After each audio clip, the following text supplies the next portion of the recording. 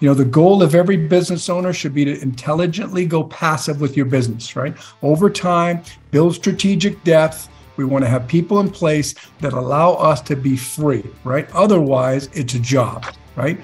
Build a business, not a job. We've talked about that. By building leaders that will do what needs to be done without me being there, basically building a business that is independent of you, right? So step one, I want to grow my business, increase sales, increase profit, increase net profit, and quote unquote stack cash, right? Everybody with me? Yeah, is that a good goal? Yes?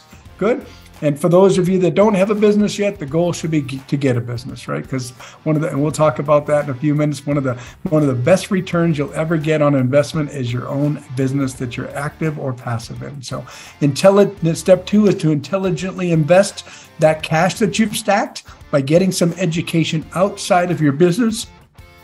What I call advantages in the marketplace, right? Whatever that is. For me, that's real estate. For you, it may be something completely different.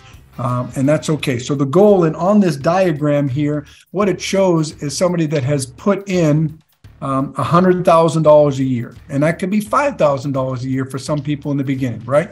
So $100,000 a year, you can see in the beginning, it's not returning a ton. I'm going to guess that's 6, 7, 8%.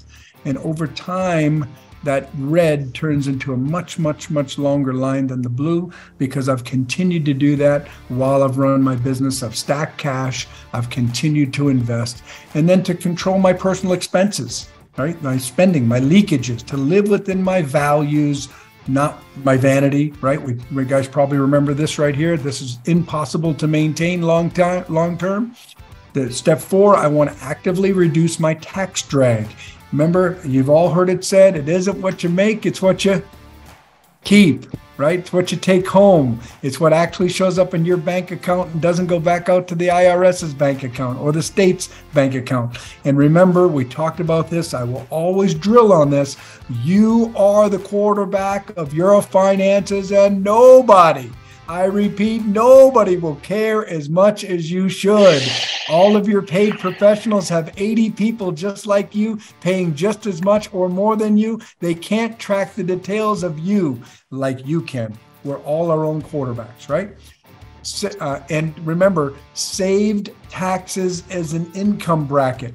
If by strategically getting my blended tax rate from 30% down to 17%, is that 12%? I don't know, figure out what you make a year and put a 12% on it. Is that its own income bucket?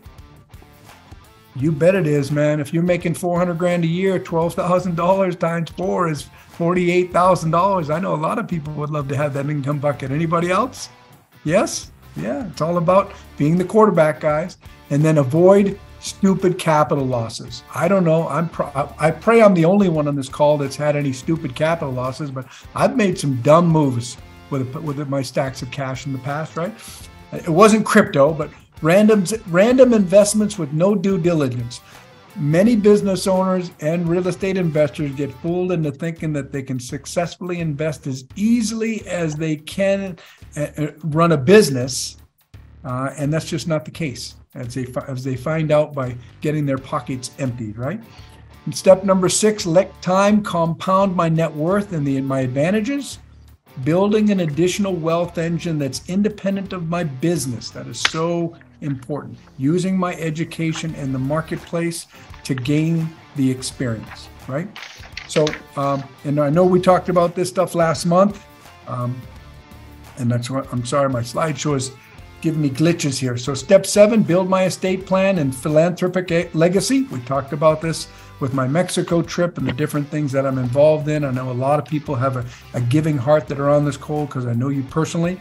With time, talent, treasure, and testimony. We talked about this book. For those of you that weren't here, I kept this slide in because this is a game changer. I'm about 10 pages from being completed on this. It talks about 70% of all wealth transitions do not end well. 70%. I'll summarize this book for you. You got 2 choices. Number 1, and I said this last month, pick an age, 35, pick an amount, 100K. That's what your kids will get. Give the rest away.